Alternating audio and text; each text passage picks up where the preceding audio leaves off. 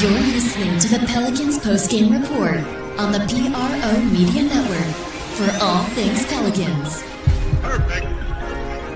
Fly Pelican, fly Pelican, fly Pelican. And I tell them that. Fly down, I'm a Pelican forever. Yeah, ain't gon' lie, I feel flyer than I ever been. We stay ballin', this New Orleans, I'm a Pelican. It's going down in the nest, wild, wild west. Come in town and you best, show us some respect. 3-point threat, I better make it rain. If it's up, then don't jump stupid like your ankle sprain. Always said, never hate the player, hate the game. Jumper where the dame late, punch a train. Post game, big Q, talking about business. Bird gang, YouTube, they ain't flocking with us. Lock up the division mission, get into the finals. Finish competition, then it's going win the title. I know this flyer than you can get. Such a threat that the ref just might call a tag. You could double, you could press, but you can't check. Right, left, slide by you like a Eurostep. Fly Pelican, fly Pelican, fly Pelican. And I tell them that birds of a feather flock together. Fly down, I'm a Pelican forever, Pelican forever.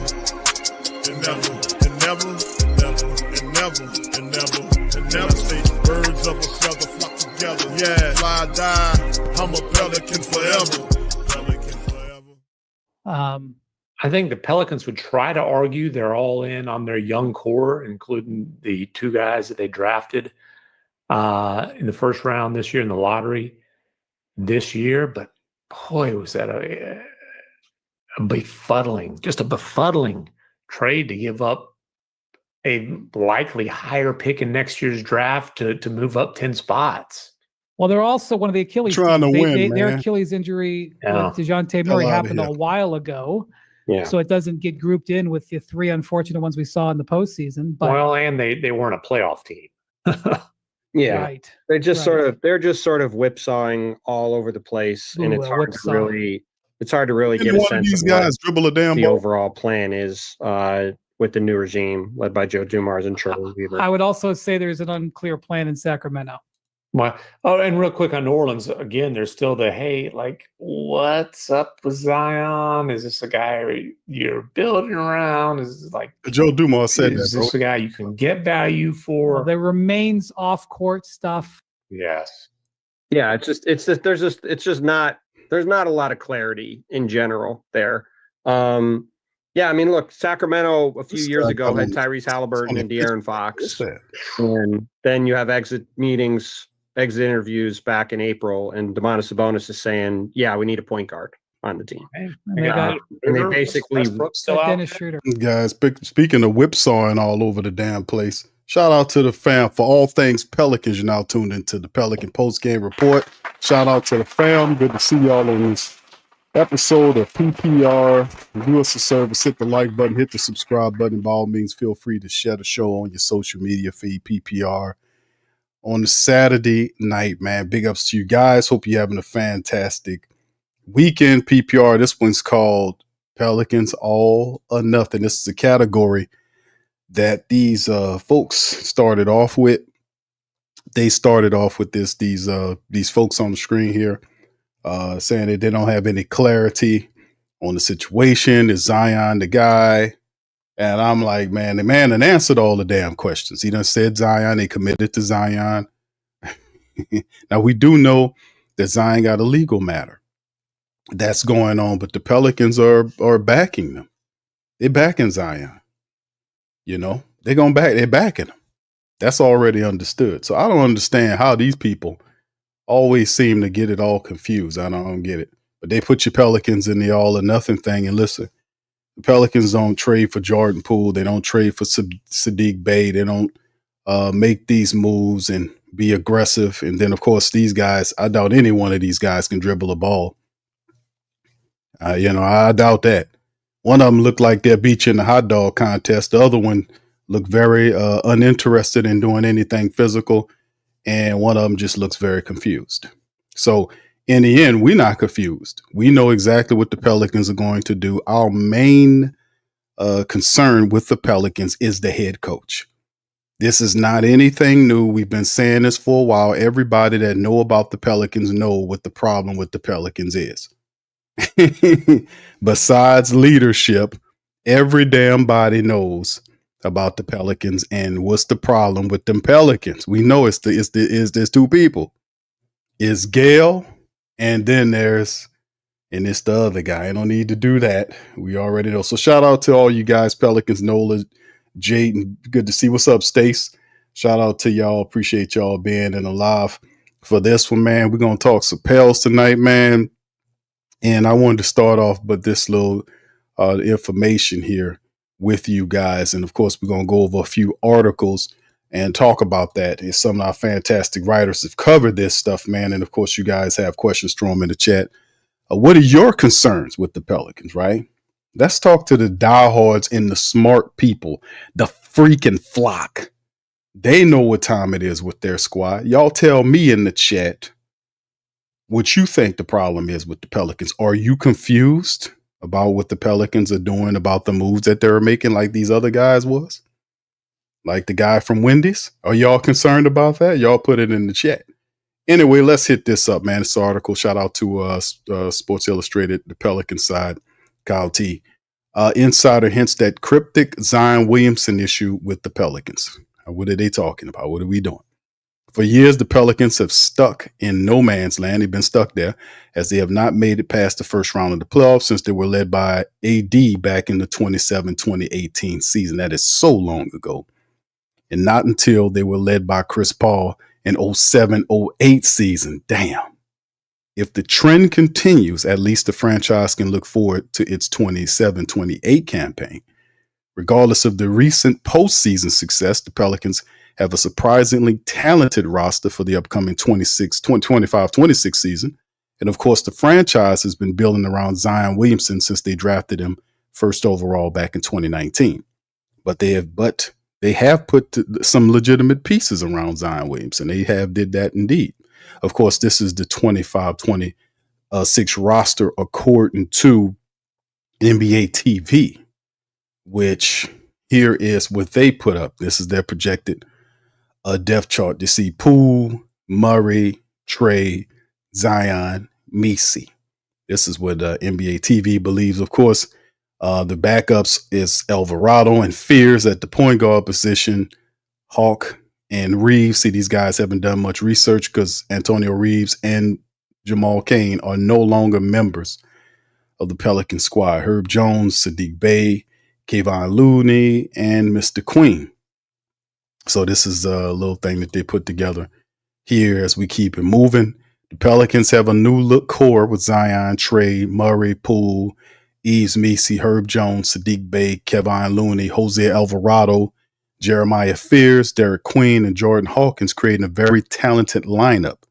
Of course, injuries seem to always stand in their way, but on paper, the Pelicans are poised to make some noise in this upcoming season. Williamson especially had the surgery bug throughout his career. Through 6 years in the NBA, Williamson's played over 30 games just twice, including the 21-22 season that he missed the entire season. However, when he's healthy, he's shown the potential to be one of the best players in the league. So can the Pelicans build around Zion Williamson? No franchise wants to be actively building around a star who cannot seem to stay healthy. The Pels seem committed to the 25-year-old because new president of basketball operations Joe Dumars has hammered out the idea that Williamson is still the franchise player. But is that a mistake? We talked about Bond Temps McMahon and all them questioning the situation. I played some of the stuff about them, and it's just simply is what it is. When it comes down to some, if it's not inside information about the team, it doesn't benefit because a lot of this stuff is like every other team. They try to look at every team, and it's like an outside view of your house type of thing. They don't actually go inside the house and doing a thorough check to see how your roof, your air conditioning before you sell it. You see what I'm saying? The foundation, if it's good, if you got termites in it, they don't do nothing. They just look outside and say, here what it is, and the basic stuff. But the major problem I see with the Pels, like we said with anything, they're gonna build around Zion Williamson. Zion Williamson showed a lot of promise last year. He did. And he could have played in more games. He could have definitely played in more games than what we seen last year if it wasn't for the fact that they tried to shut him down because they was trying to get that lottery pick. People forget that. Well, he missed so many games. I have to say, like, man, a lot of times toward the back end of the seasons, you seen them like what happened when they had Lonzo Ball here. Remember that year? The Pelicans were in the thick of it. They could actually have gotten a playoff spot if they would have started playing them, but Griffin said shut them all down. And they shut all of them down so they can tank for spots. A lot of good that dumb shit did. But in the end, we have to look at what it is. Right now, the team is Zion centric. Trey Murphy is realized. Trey Murphy is become a more than just a shooter. He's a player that can do multiple things for you. Herb Jones is under contract. We've seen Trey get his money. Zion got his money. So this is no longer the team of potential. This team has to perform. It's actually here. You can't justify moves like Poole and Sadiq Bey unless the team is here. They ready to do it. They have to step on that and they got to handle the damn business straight off the bat. And like I said, trying to move from one administration to another administration, a lot of the players that the previous administration have, they're no longer here.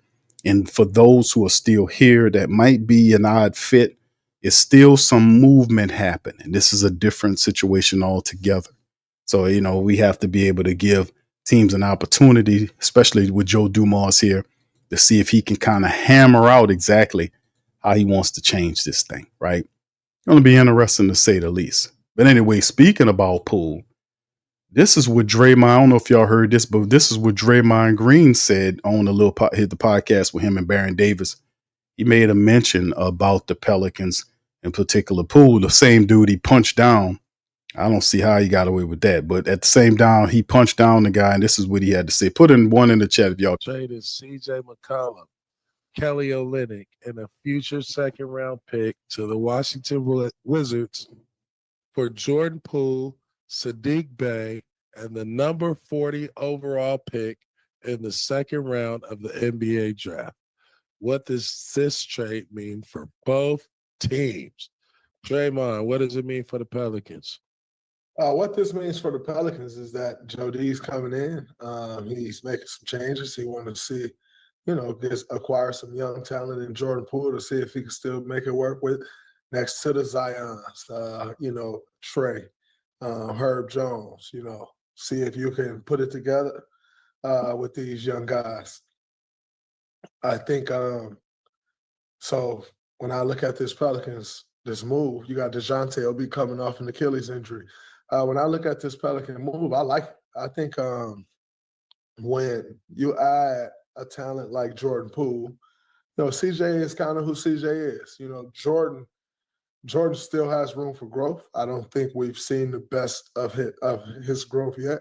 And I think getting in an organization like New Orleans under Joe Dumars' leadership, with Willie Green as the coach, I think will be a really good situation for him. I think Washington, the first year he spent in Justin, last year he had a really good year numbers-wise, but when you're on that team, it don't matter. And so I think, when I look at this for the Pelicans, I look at this as a net positive. You didn't have to go crazy from a salary cap standpoint. I think Jordan may make a little less than CJ or right around the same amount, but yeah, I think you still got time for him to prove himself. A couple more years left on his deal, 2 or 3 more years left on his deal. I think he still got time to prove himself, and with some young guys who also looking to take that next step. And so I think they become a team that you got to watch out for in the West. Right. They got a lot of talent. They can put it together. They're going to creep up and can possibly have a good year. So that's what I think this move means for the Pelicans. Okay, Draymond. Okay. All right, Draymond. Draymond I had to dip the glasses on right quick because, Draymond a Pel hater. He a Pelican hater. I mean, he don't like the Pels. He called them soft, and Pelicans ain't going to do nothing. The goddamn Pelicans ain't going to sneak up on nobody. But now he's saying they're going to sneak up on somebody. Because, man, listen, man, a lot of stuff twisting and turning, but you need leadership. You need somebody that's respected. I mean, like I said, man, I've said this before about the leadership of the team to be taken serious. You got to have somebody that's leading you that been to the promised land. Just being straight up and down. You got a guy that's a top 50 NBA legend running your team. He just not a player turned exec. He won it as an exec, so he has that going on. He's not perfect, but at the same time, you can't deny the fact that the guy is a legend, and in majority of the time he's successful, he's won. Regardless of how you see Joe Dumars, he's better than anything you ever had at the executive level. Anything.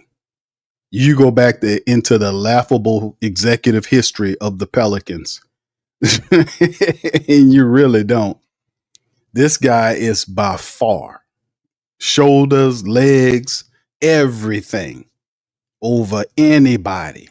I mean, you go back in the nasty history of the Pelicans exec, Dell, Demps, Bowers, Griffin, just absolute trash. But at the end of the day, you get respect because the man going to craft the team a certain kind of way. We would have a new coach if it wasn't for the owner. You at least a nice man. If you didn't have that going on, you'd had a new coach here. But you do have a new assistant coach, don't you, Pels Nation? We did get a new coach in, and the guy comes over from Syracuse, passionate guy. He has a reputation of being an intelligent. He was head coach in college, did some positive things there, and he is a hire for the Pelicans, and he links to the new administration, right? He is not one of these guys that is like a cool Willie guy. You know, this guy links to the Pelicans de facto general manager, Troy Weaver. So Weaver's a guy that kind of has a connection there because they were both assistant coaches at Syracuse. So it's going to be interesting to see where that takes the Pels. He's also, I think, the head of the player development. They're coming through the door with Weaver ties. So at some point, man, you got to provide insurance. You can't drive without insurance. Somebody hit you and then you call total, then you have no money to fix it. You got to have insurance. What's the insurance if Willie Green or when Willie Green fails as the head coach? What do you pivot to? What then you didn't do? So this is the thing that we have to be concerned about. But Draymond Green actually giving the Pelicans and saying they're going to sneak up on people some love there because, listen, the Pelicans have a team. They have talent. The pressure is on Willie Green. There's not a coach in the NBA. Got to be the number one guy on the hot seat is definitely Willie Green. People used to say Chicago. They read up with the Chicago coach. They gave Billy Donovan, a multi-year deal? Chicago read up on him. The guy that's really on the hot seat is Willie Green. Willie Green need to, get up off the pot. My thing is he'll get up off that pot. He going to get up off that damn pot quick. Let me tell you something. We got to get this. But anyway, Draymond Green, shout out to Draymond, giving Pels some credit about having Poole here. Poole is an instant scorer. He brings a lot. He should schematically and commonsensically and responsibly fit well within the gravity that is Zion Williamson.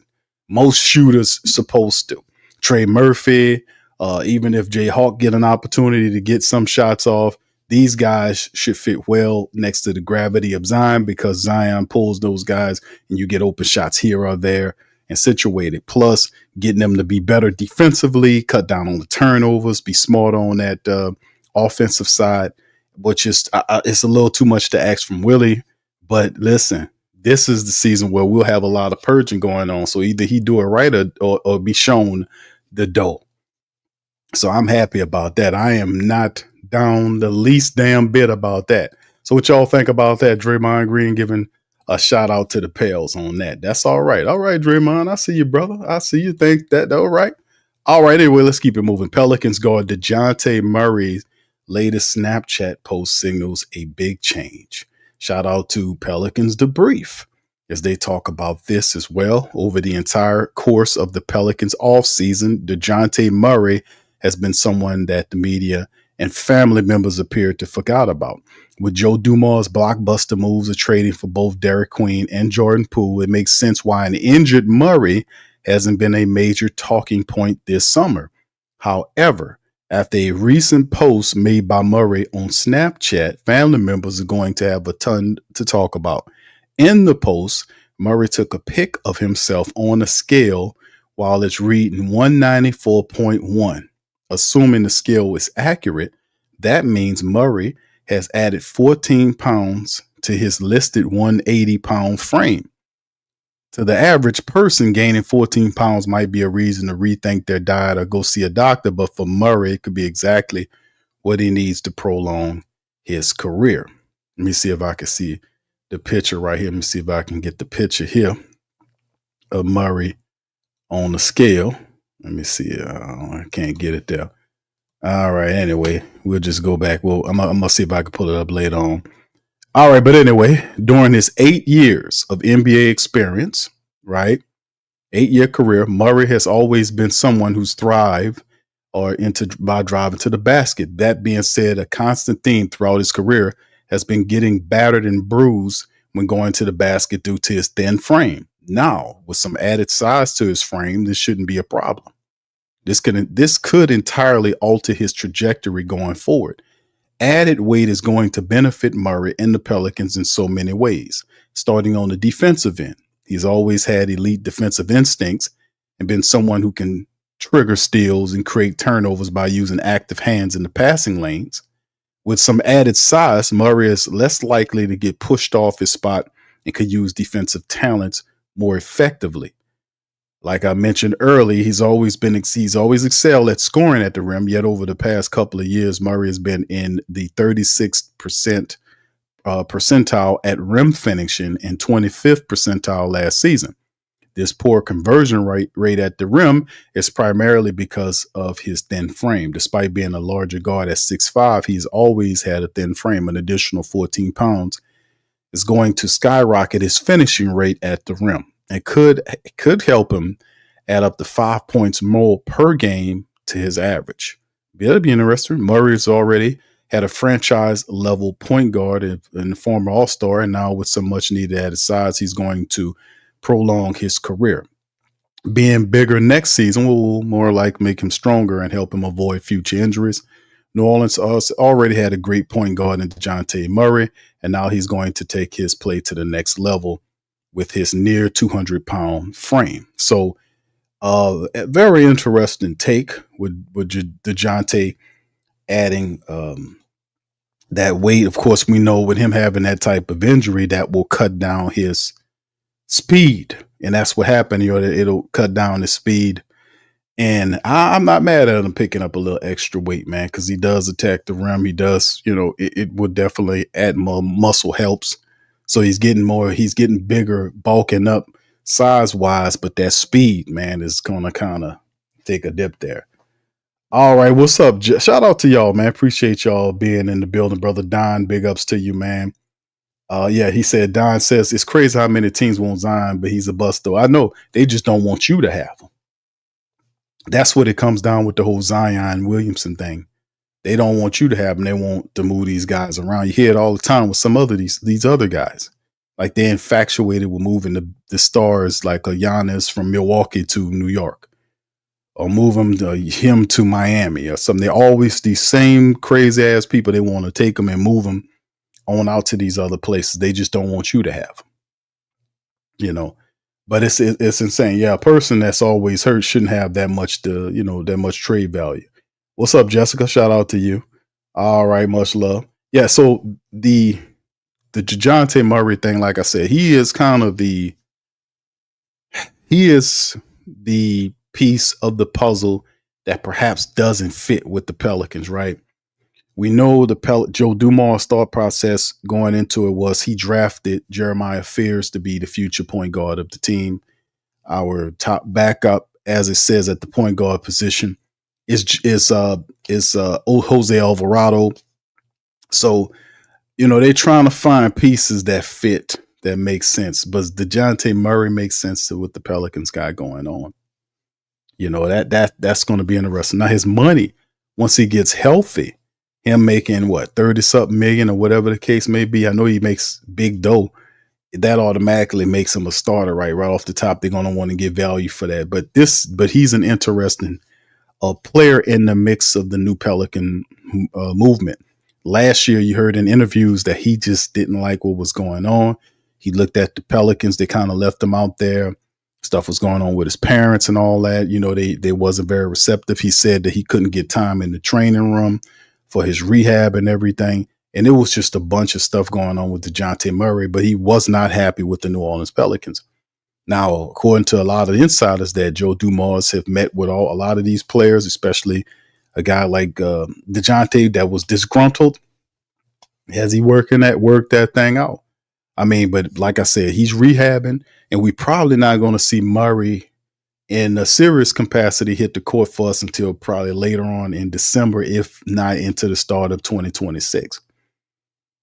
You know, I'd probably say somewhere in 2026 before you get him going good and be able to get him in there so he can start contributing.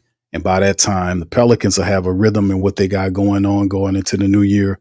Hopefully, like I said, it's a lot of stuff going on with the Pels that fit. But like I said, and I'll say it again, Joe Dumars has a plan for the Pels, and that's just, man, we're just gonna have to see what's going on. But like I said, I can't take nothing away from Joe Dumars. That I think that he is a guy that is got the team headed in the right direction. I got to tell you, because how long have we been talking about having a tough team that fits the identity of the region in which it plays? Like, and we've seen this before. You go to Memphis, they have the what they call the Memphis stuff they got going on, the grind or whatever it is out there, grind house. You know, they got that Memphis mentality, that defense, that grittiness. You know, it's a blue collar town. It's similar to New Orleans in many aspects, and that's the type of team we want to have. We want to have a gritty defensive team that's tough, that don't take no shit. It's going to be a hard, it's not going to be an easy out every time you come to the Smoothie King Center. You come to the blender, you're going to get chopped up. You know, it's a physical contest. When the whistle and the tip off start, we don't fight until when the game is all on zeros. Everything is over with. And then it's a tough out when you play the Pelicans. You know, we dive on the floor for loose balls. We double team you. We smart on defense. We cramming it down on your head. We hitting them our wide open 3-point shots. We fundamental at the foul line. We shooting a high percentage at the foul line when we get an opportunity to get there. When we turn you over, we convert on the other end. That type of shit. That's what I want to see from my Pelicans, man. All this old sensitive stuff about being a basketball family and all that old dumb shit they used to have up there on the board. Joe ripped all that off of there and put up there one goal. And he got one goal up there and got a damn NBA trophy up there. That's what we talking about. So anyway, man, we're going to see how this whole thing twisting and turning, but it's very interesting right now what's going on with the Pels, with a lot of people talking. Like I said, if this lineup here, this is a good team. This, of course, is wrong as hell. I mean, Reeves is no longer on the team, neither is Kane.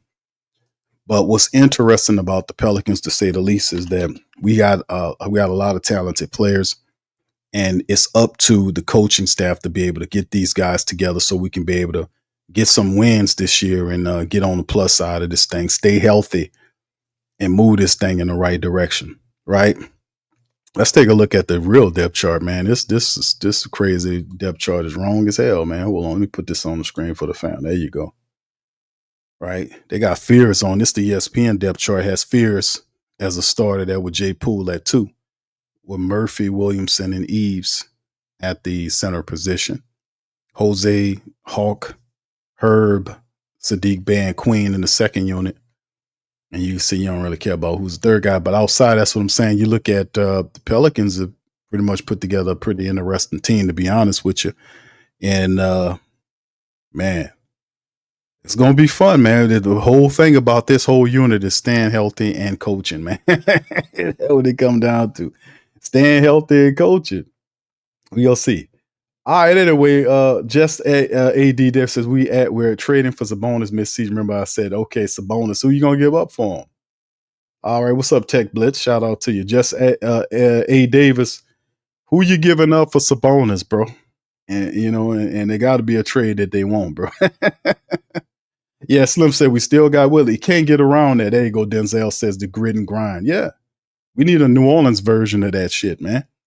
We got to have something like that, man. We have an identity, play behind the energy and the intensity and the mindset of the region. We are blue collar, strong city, resilient city. You use that. You build that into the identity of your basketball team.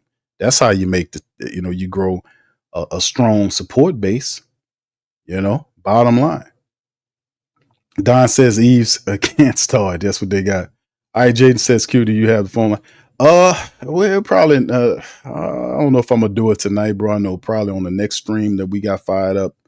I got a lot of stuff I'm setting up to do for tomorrow. We got the Saint stuff rolling out, so I got a lot of work to do tonight on some stuff. But I promise you, bro, on the next broadcast we'll be able to roll that out and do the phone line and kind of open the lines of communication for the family members to chime in on their thoughts on it. But feel free to use the chat. All right, what's up, Bird Talk? Shout out to you, man. I appreciate you for being in the stream. Yeah, but this is the talent that we have, man. But you do have a lot of interesting pieces. Like I said, the Jordan Poole is a guy that can give you 20 a night. I mean, the guy is instant offense, right?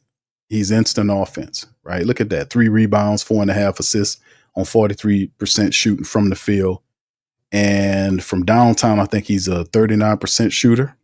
Now, actually, 38% shooter, which is that he shot that last year for Washington. He put up 20.5 points a game. By the way, that's the most he did in his career.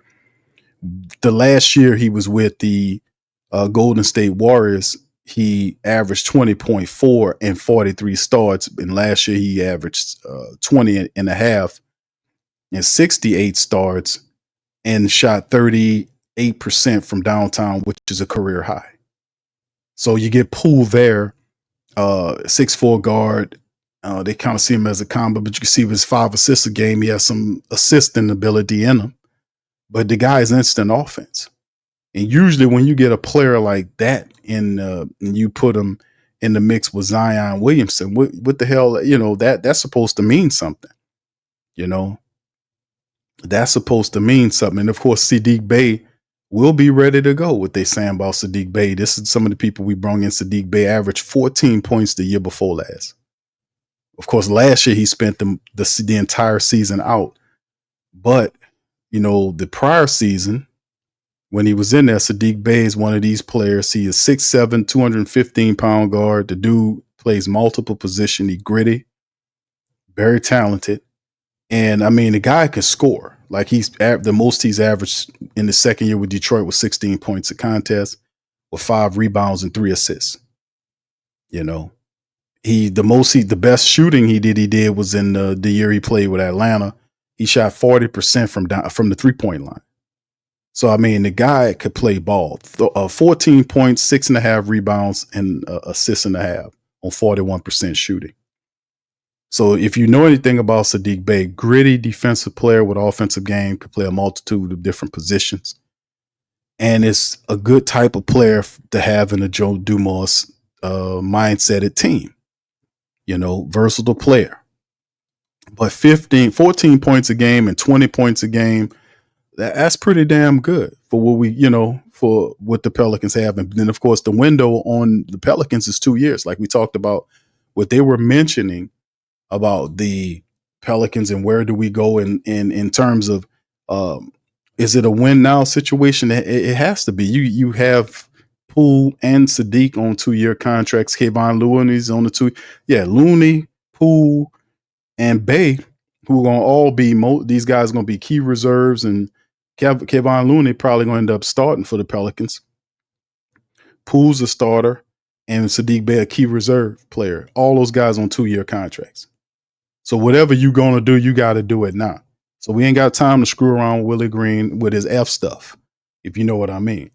So, yeah, we got some good players here is the bottom line. But once again, like I said, for people who know the Pelicans, they know the problem with the Pelicans isn't so much the players. We know about the injury situation. That's the one thing that the Pelicans have not addressed. That's another issue. But outside of that, man, It's the coaching. The coaching's the problem. Willie Green is not a very good coach. We know that. This year, boy, that boy on a filthy burning chair. Everybody looking at him over the next 20 games to see what he can get done. Get him the hell out of here if he can't win. All right, so anyway, fam, let's keep this thing moving, man. I just wanted to shout y'all out, man. It's not going to be a very long episode of the Pelican Post Game Report. I just want to drop some science with y'all on some of the latest stuff on our Pelicans, man. And the fact that, yes, we did pick up a new coach, the Pels, picked up a new assistant coach to kind of help out. What do you guys think about the addition of this new coach that the Pelicans brought in? Do you think it'll have an impact on the Pels winning? What do you guys think about that? What do you think about the player, about what the Pels have done? Not in so far as the lineups of who we bringing in, because of course, Trey Alexander was added, to the team on a two-way. We got some very interesting two-way players here as well. Hunter Dickinson, a lot of people have their reserves on Hunter Dickinson, not a very physical big, has an offensive game to him. The two ways are very interesting. A lot of this is not dated correctly, but yes, PV, the draft picks of Queen and the rest of these guys coming in. It's going to be very intriguing to see how the Pels mix in Jeremiah Fears, and when Derek Queen gets healthy, how do you mix these guys into the reserve units to have success? I know I think starting off for this upcoming season, open the season up, my starting five would be Poole, Herb Jones, Trey, Zion, and Looney. That would be my starting five. That would be my original. That would be my five to open up the season with. And I think that would be impressive because with Poole, you have the scoring ability. He also can assist for you. Herb Jones is your defensive stopper who can hit a 3-point shot for you in the corner wide open. Trey Murphy, you know what he brings, Zion's gravity. And Kayvon Looney is a smart, undersized big that can run the floor, clean up the offensive glass, pass the ball, just smart, knows where to be on the court. And, of course, on the backups, you probably end up having to get Jay Fears and Derek Queen with Sadiq Bey and Jordan Hawkins or however you want to mix your second unit. But to me, that would be my starting five opening up the season. Opening up the start five with Poole, Herb, Trey, Zion, Looney. What do y'all think about that? That's what I would do. That right there, if you start and open up, you got the Pelicans out the door. You got that kind of lineup, man. You got a 20-point shooter, a scorer in Poole. You got Herb's defensive acumen there. Kevon Looney's defensive acumen. Zion Williamson is gravity. Trey Murphy doing what Trey Murphy does. I like that. We have to figure out the backups, but I think that's a good tandem to have to start the year off. Then you mix in Queen, Fears, Hawkins, because you got to get Hawkins in there. First round draft pick in there. I think that's probably why Reeves ain't here. They was trying to make sure Hawkins get as much time as he can. He got that first round grade. They want to make sure Hawkins do something. And of course, we talked about DeJounte Murray picking up 14 pounds, whatever the case may be. I hope he was bringing Jordan Hawkins with him. Yeah, whatever DeJounte Murray was doing, the reporter talked about him adding 14 pounds to his frame or whatever it was. Did he take Jordan Hawkins with him? Can he take Jordan Hawkins to whatever restaurant he ate at so this man can pick up some weight? He's 6'5" or whatever he said it is, and he's still, lighting ass. We need him to pick up some weight, man. He need to get stronger, man. He still look like a college player, man. You got to pick up some weight. All right, yeah. Jade says his coaching. Yeah, Stacey says Zion at the point I don't start. You start. I don't. You know what? I thought about that, Stacey. You mentioned Zion at the point and him holding the ball. I don't even think Willie Green gonna even do that. And if he do that, he ain't gonna stick to it. He's seen games before, and I don't want to dump on Willie Green. There'll be plenty of time for that. But remember those games that you've seen Willie Green get out there, and Willie Green would have Zion. They would operate point Zion. The team couldn't stop him. The Pelicans would get a good win. They beat the team by 8, 9, 10 points, and then they'll ask him in the press conference. They'll say, "Hey, Willie, Zion, point Zion. Yeah, it looked good. We stepped with it." and then the next game he come back and do something totally different. That's the thing about Willie Green, is like, this guy don't have any memory. Why would you go away from what works? But he did that all the time because he didn't know what he was doing. You never, even the rules to winning, if you found something that worked, you never go away from it, especially if you got an ultimate mismatch player like Zion Williamson, who can create space and easier wide open shots for his teammates. Why would you go away from Zion Williamson healthy, controlling the ball and doing what he did to dominate teams? The very next game, Willie Green will go away from it. Go away from it to have CJ McCollum holding the ball. Then CJ McCollum shooting the ball, not distributing it. I'm like, and Zion running down the court and don't even touch the ball. And he's standing up there with his arms full. I say, this guy's don't know what he's doing, man. How you never supposed to, if you got a guy that's like that, you ride the hot horse. You ride the horse. That's what you do. You got a guy right there that's an ultimate matchup nightmare. Very few people can stand in front of him with his size. You got to know how to get that guy involved, let him touch the ball as much as he can. He knows how to pass to wide open people. You got to play through your star. And Willie Green just didn't do that.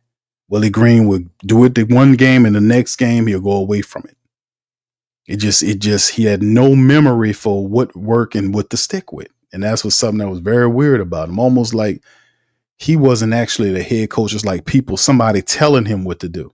It's a weird thing, because it's very weird, because somebody that knows what they talking about will get intricate. And what I mean by intricate, they wouldn't keep regurgitating the same things that you heard. Like when we played that interview, people was mad at me that I played the last Willie Green interview because like, you just wasted our time. Why? Because he said the same bullshit he was saying game after game like it was a script. Usually coaches know how to switch it up because they are trained to not be monotonous and not be repetitive and not be able to keep saying the same stuff over and over again so that the players lose focus. If you're not reaching them that way, you got to flip the message and say it a different way. And if you don't catch them there, you got to do it the next, go to the next and go with the next, go with the next. That's what you got to do. If you don't do that, your message is stale. And that's why I'm like looking at Willie Green, very weird. Because it's almost like he a robot and he just say the same dumb shit all over again. The same stuff, nothing specific. Yeah, we got it. Just basic basketball babble. He just get up there and say the basic shit that that the base reporter would know. He just say the same dumb shit over again. Yeah, we got to keep the turnovers down. We got to do it. But come on, we know that. Well, how you going to do it? That's the part that if you're a real coach, tell me how exactly you're going to do that. What philosophy are you going to use to talk to your players that you're supposed to be a defensive coach? How are you going to stop them from doing what they're doing, being a bad defensive team, being stupid on the defensive end, being lazy, overcommitting, not communicating on the basketball court? How are you going to stop them from doing that? Because they do it repetitively and consistently. What are you going to do? How are you going to do it? And he don't have no answers. He got all the basic stuff. That's what I'm saying. You've been cheating. You've been cheating here. Now, what I mean by cheating is you found a sucker here. I ain't gonna, you found a person running the team that is not valuing winning championships until people get mad at her and threaten to take their tickets away. Then she won't talk about winning no championships. They wasn't talking about winning nothing before. They was talking about just sustainable winning and all that dumb shit. No, we don't care about all that. We want to see this basketball team go out and perform and play difficult and hard every night and create a name for themselves. We don't want to play the Pelicans. The Pelicans rough us up. They kick us in the ass. They do all this kind of stuff. They rough down there. They got a reputation. We don't enjoy going down there. That's what I want. I don't want them to come down here and it's an easy out. Or they just the Pelicans, like Draymond said. So, I mean, like I said, it's basic basketball babble when it comes down to Willie Green.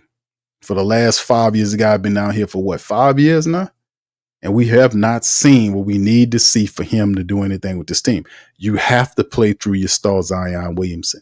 If point Zion is a thing that's going to guarantee us wins, and he could work because Zion Williamson is not, as he's not a turnover prone type of player. Zion Williamson is actually is pretty good with the ball in his hands.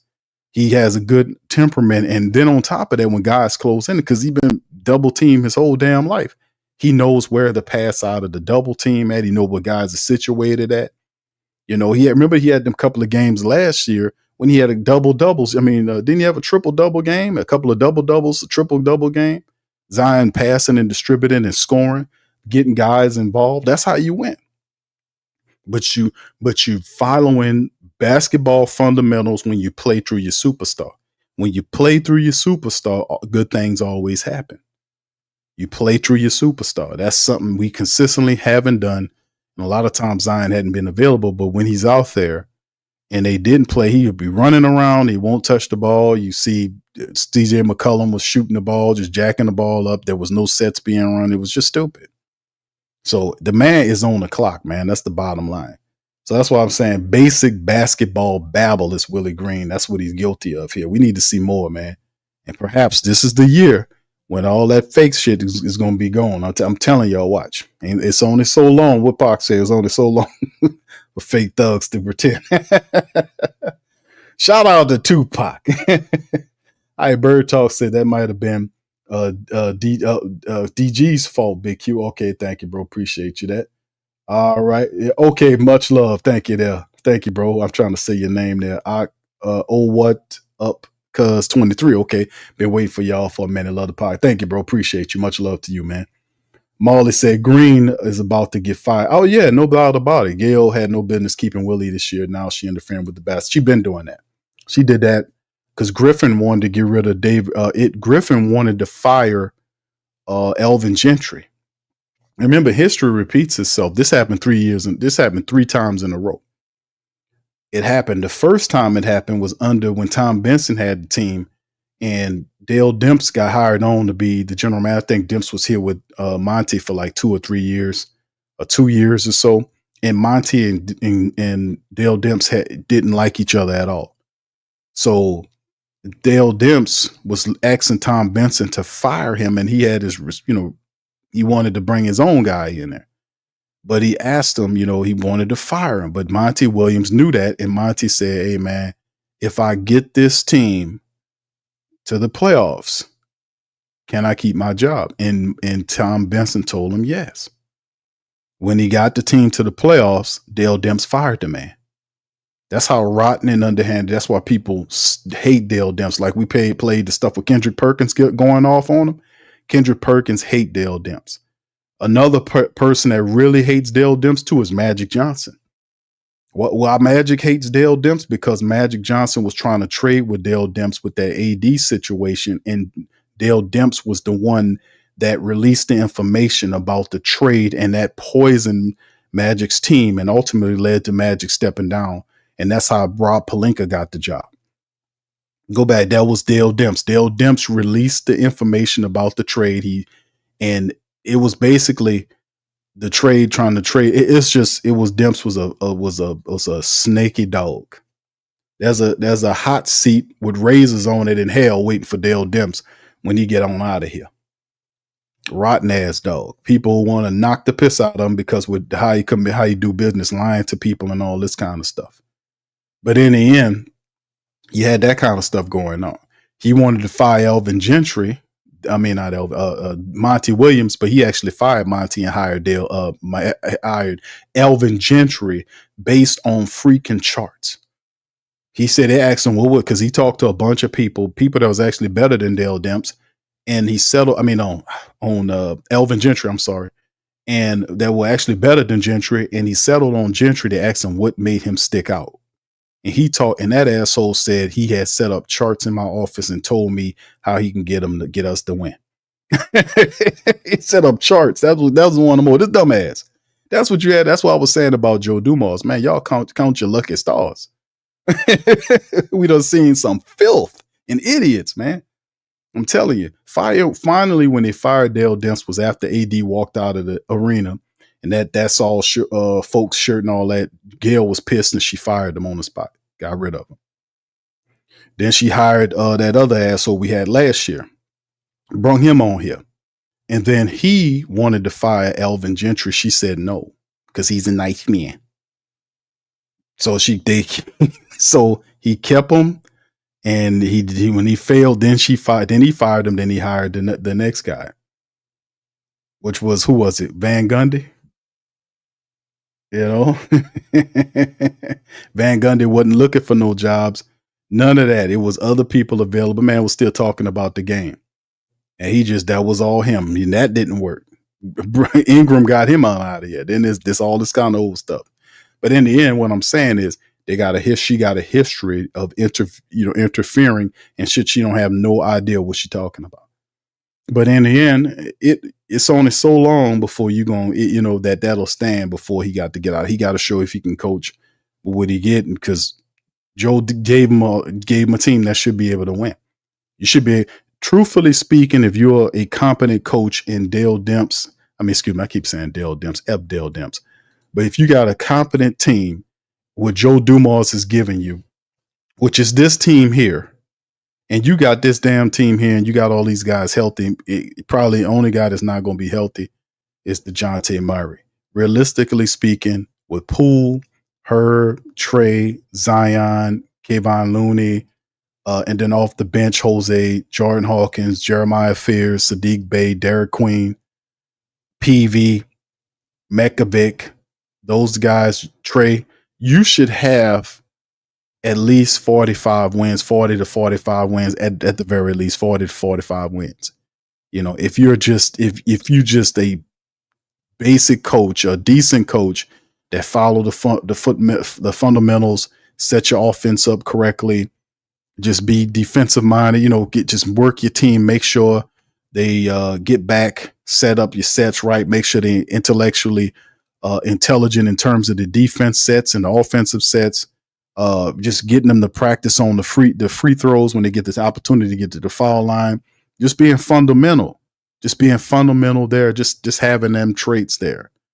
And like I said, man, this past season, it was too much going on in the NBA where there was so many really good coaches that was available, that's still available. Taylor Jenkins is still available. So is Malone. They're going to wait till the next hire. They know that some guys are going to get fired and they're just waiting in the wings. They're just sitting there waiting in the wings. It's always a coach that's going to get fired. And Willie Green's the first up. He got to do something with this team. You can't look at this team and tell me this team ain't no team that can't win at least 40 games, 45 games with this talent here, man. It's all on the damn head coach. That's what I'm talking about. All right. Anyway, yeah, that's right. Slim.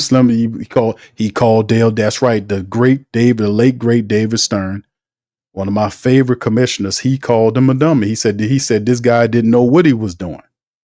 Because remember, Dale Demps was running the Pelicans. They were the Hornets at the time, where the ownership Shin sold the team to the NBA, and the NBA was running the team.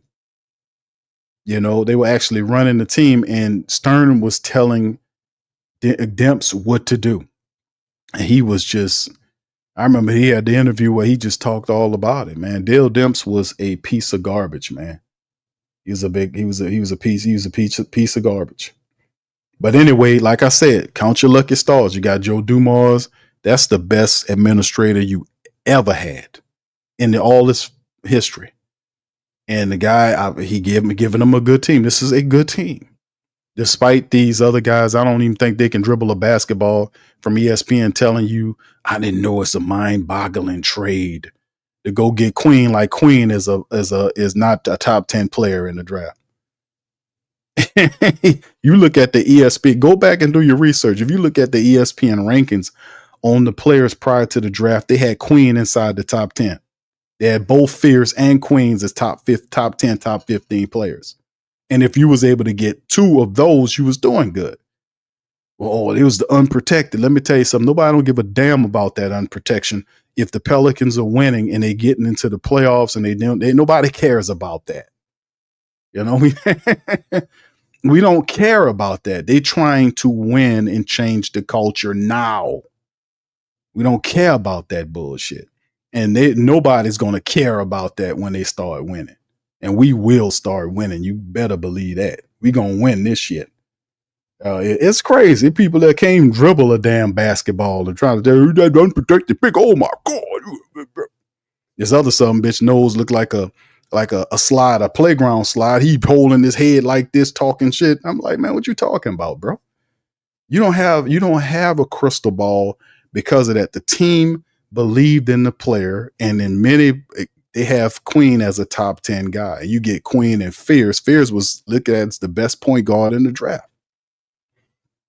They had other guards that can distribute the ball, but to get a guy that young, and they were looking at him like he was a top 10 pick. They were looking at Queen like one of the best big mans in the game. Both of them guys were ranked high in terms of what they were.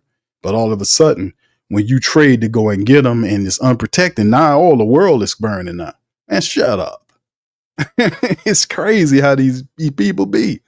They did it because they know they got guys on 2-year windows that are big parts of the teams. Poole, Bay, and Kevon Looney all are on 2-year contracts, meaning that the Pelicans have a 2-year window to compete. They got to do it now. And you got players within the window like Zion and Trey. There is no more, hey, man, look, when the Pelicans reach their potential. None of that, bro. Willie Green been here for 5 years. You know, Zion is in the big money parts of his contract. Trey got his big money now. Herb got another contract. You see what I'm saying? These guys are in big money now. This team is realized now they got to hit it and go now. That ain't no more. This is a young team. And when they get there, no, this is a mature team that has to win right now. And that's why Joe Dumars is moving like that. He understands it, even though they don't. All right. Yeah, there you go. Bird Toss said, boy, everyone jumped on the Pels about the pick, even people with on the yeah, they talk, what the Pelicans are doing. And all they was doing was regurgitating what they seen on ESPN. That's all that was. Or what they seen on Fox. That's all they was doing. Because realistically, you shouldn't be acting like that about the pick until you see if the pick panned out. And you won't see if the pick panned out until a whole year into the process at the very least. So what you wigging out for? Oh, it was unprotected. Somebody, what about next year? It's supposed to be 20. They said that about this draft. They said that about every damn draft. That, the 2025 draft going to be off the train. The 2026, they say that shit every year about every draft. Y'all know that. They said every year they say the same shit. That this draft going to be better than next year draft. That's what they do. They say to get you to watch. That's what they do every year. They do it every year. So I don't understand the mindset of them wigging out on an unprotected pick when you need to wait a whole year to see if the damn pick pan out. You don't have a crystal ball. If you did, you wouldn't be working at Fox. You dummy. Dude, they just need something to talk about that seem like it's deep. Shit ain't deep.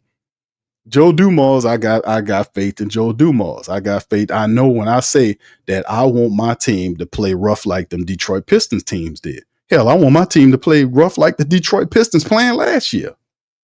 I would settle for that. Like what Detroit was doing last year, getting rough and all this kind of stuff, tapping into their true identity. You got to, that's how you get respect. That's how you get respect from people, man. All this dumb shit that Griffin was talking about last year. We gotta, we're good guys and all that, man. Shut up. This is basketball, man. You get respect by how physical and intelligent you play. And I'm ready for that play this year. That's what I'm looking forward to. All right. Anyway. All right. I'm going to get ready to go, man. Let me get some comments. Slim says, I like our picks, but the national media hates the Pels. That's why. Indeed, bro. But we starting to see a softening effect. Two of the biggest haters of the Pelicans was Kendrick Perkins and Draymond Green. That's two of the biggest people that disrespected the Pelicans. This year, they're not doing that. I just played a video for y'all with Draymond Green saying that the Pelicans are going to be a surprise team in the West. That's what Draymond said. Draymond consistently over years talked about how soft the Pelicans was and that they Pelicans ain't going to do nothing. That's what he said. Now I played the video early in the show with him saying that the Pelicans going to do something. I showed the video on the channel about Kendrick Perkins backing the Pelicans. Two of the biggest Pelican haters are now on the Pelicans. Why? Because they see what's about to happen. They see that Joe Dumars is here. He moved all that softness out of town. His main talking point when he got in there is about toughness. He even did his hand like that.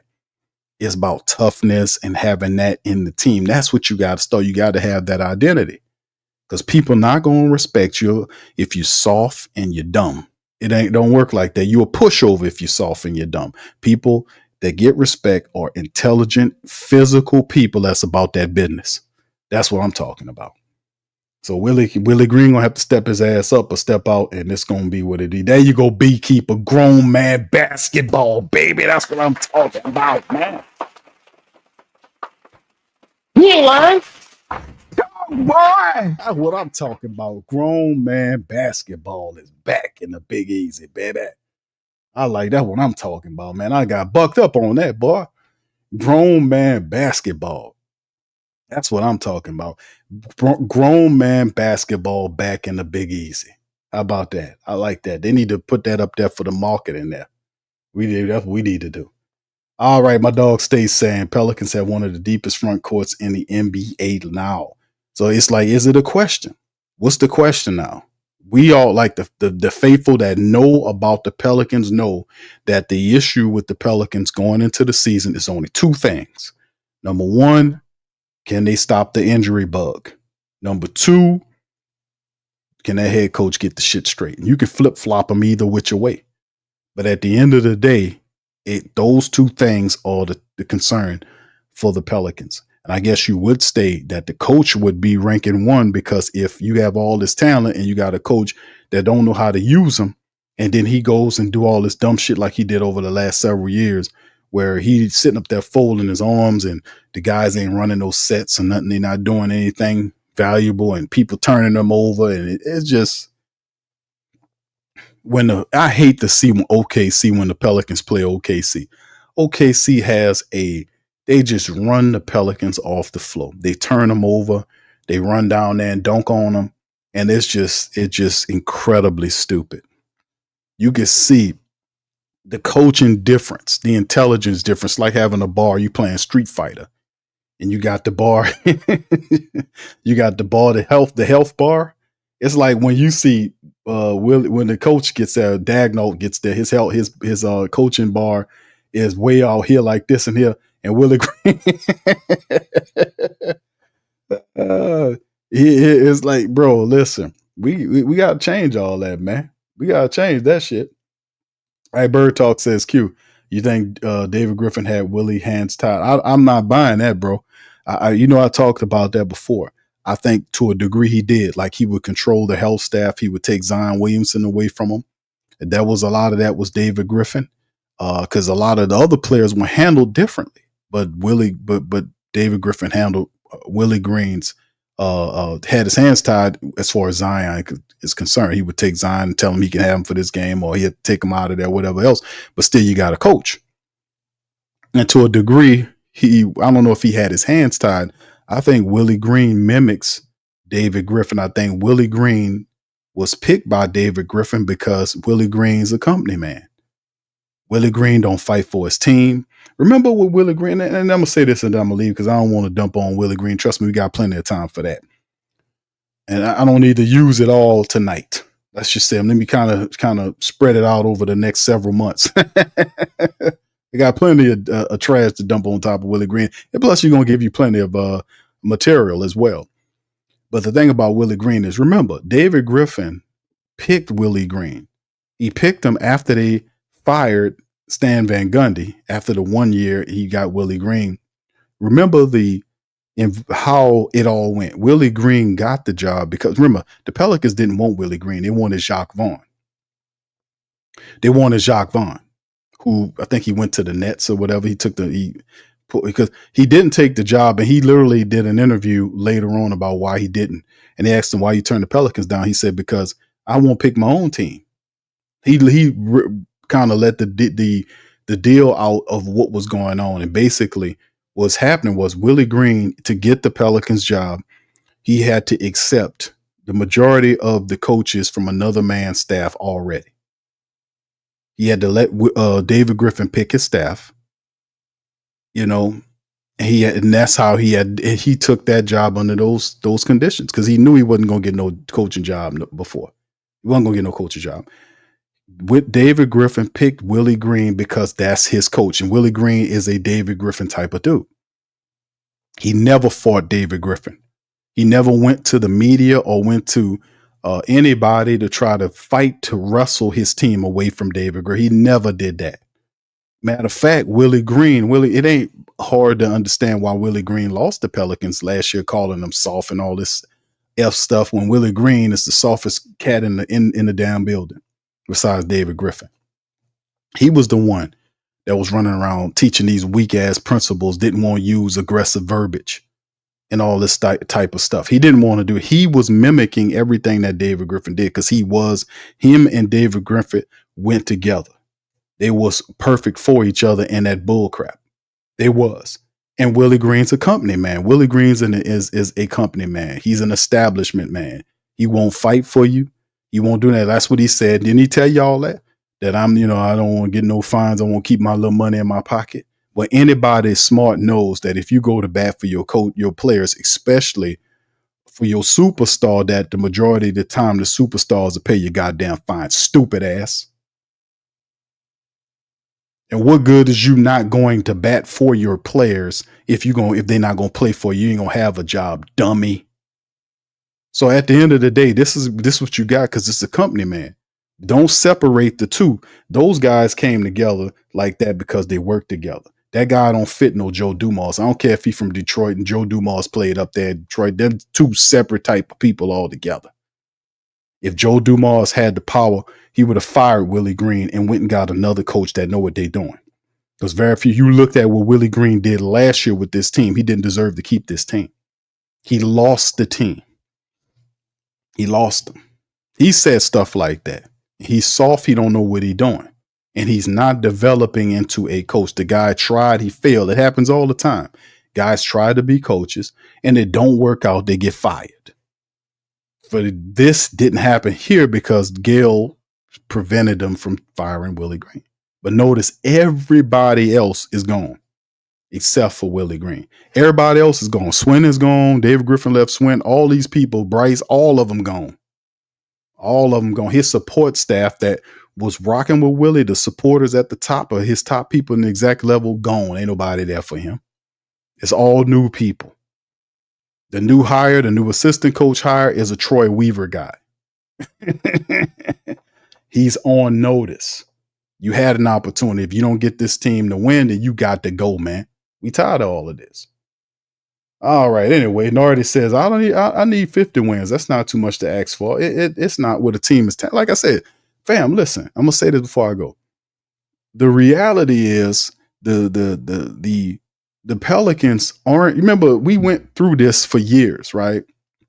We talked about 4 or 5 years ago when Zion came on the scene in 2019. It's 2025, family. Whatever we was talking, man, when he gets to this year and all this kind of stuff, Trey Murphy, boy, we got Trey and all this kind of stuff, and ended that. Nah, it's time. It's go time now. It's go time now. So with us seeing them talking about potential, all that kind of crap, that's over with. It's go time now. It's go time now. And then it's time to go. It's time to handle business. So there it is. All right. Anyway, but yeah, I appreciate the question, Bird Talk, but I don't separate the two. Remember, Willie Green, just keep that in mind. Willie Green took that job. David Griffin, he knew he wasn't going to ever be a coach nowhere. They could talk Phoenix talking all that stuff about they looking at, man, them people, that's bull crap. Notice they ain't go after him. They really wasn't. They know crap from sugar, man. Let me tell you something. Willie Green has not, and most of them coaches don't talk about Willie Green's intelligence as a basketball coach. They like Willie Green. He's such a nice guy. Nice guy, and ain't got nothing to do with his basketball intelligence or winning on the court. He does not know how to consistently use his best players to get the best outcome. He's shitty in adjustments. It's just a bunch of stuff I care not to go over, man. But I'm just happy that we're here now, because now we got somebody in here that know what they're doing. And now the pressure is on what is supposed to be the head coach to produce or be gone. Period. All right. Anyway, with that being said, man, I'm gonna get ready to get out on that. Listen, man, I appreciate y'all listening at me tonight. Pelican post game report. Y'all do me a service, hit the like button, hit the subscribe button, and by all means, feel free to share the show on your social media feed. But listen, the bottom line is this. This is go time for the Pelicans. That's why Poole and Sadiq Bey and Kevon Looney, all with these years. Zion Williamson got his big money. Trey Murphy's getting his big money. Herb got his big money. It's time. It's time. Jordan Hawkins coming into his third year. You know, we got Jose. I think Jose got a year or two left on his deal. It's time to go, man. It's time to go. We got these other guys we drafted here on 4-year deals, whatever. But it's time to go, man. All this other shit got to go, man. It's got to win. Ain't no ifs, ands, or buts about it. All right. So anyway, with that being said, I'm gonna get on out of here. I appreciate y'all, man. I'm gonna holler at y'all on the next one, man. Much love, peace, and go Pels. You're listening to the Pelicans postgame report on the PRO Media Network. For all things Pelicans. Perfect. Fly Pelican, fly Pelican, fly Pelican. And I tell them that. Fly down, I'm a Pelican forever. Pelican forever. Ain't gon' lie, I feel flyer than I ever been. We stay ballin', this New Orleans, I'm a Pelican. It's going down in the nest, wild, wild west. Come in town and you best, show us some respect. 3-point threat, I better make it rain. If it's up, then don't jump stupid like your ankle sprain. Always saying, never hate the player, hate the game. Jumper where the dame late, punch a train. Post game, big Q, talking about business. Bird gang, YouTube, they ain't flocking with us. Lock up the division mission, get into the finals. Finish competition, then it's going win the title. I know this flyer than you can get. Such a threat that the ref just might call a tag. You could double, you could press, but you can't check. Right, left, slide by you like a Eurostep. Fly Pelican, fly Pelican, fly Pelican. And I tell them that birds of a feather flock together. Fly down, I'm a Pelican forever, Pelican forever. And never, and never, and never, and never, and never, and never say birds of a feather flock together. Yeah, fly down, I'm a Pelican forever.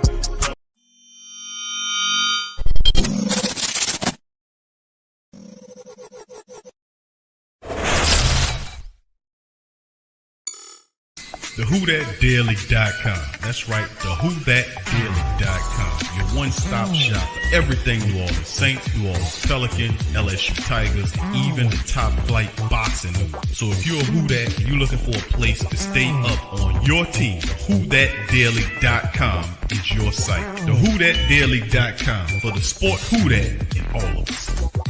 That's right, the Pro Shop is the platform store where you can go and buy all the latest merch to support the platform. Available at the Pro Shops, we have dozens of hundreds of products available for you and your family. Unisex tees for men and women, hoodies and sweatshirts, tank tops, kids and baby items, long sleeve tees, mugs, pillows, wall art, bath bedding, face masks, phone cases, stickers, bags, fanny packs, socks, hats, and many other items. Please feel free to check out the Pro Shops. The link is in the description section below. Remember, it helps the platform continue to grow. Check out the Pro